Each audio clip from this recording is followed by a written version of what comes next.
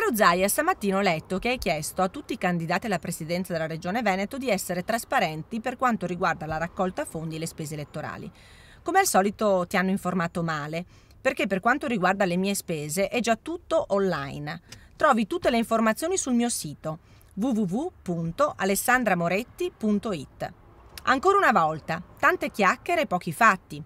I veneti stanno ancora aspettando la rendicontazione per la tua campagna elettorale del 2010. Ecco il documento ufficiale, da cui emergono soltanto zeri. Adesso basta chiacchiere. Vuoi per favore darmi, caro Zaia, il link dove posso trovare chi paga e quanto costa la tua campagna elettorale low cost con cui stai tappezzando tutto il Veneto dei tuoi manifesti? Perché ancora sul tuo sito, guarda un po', non c'è niente. Adesso basta chiacchiere. Zaia, fuori il link.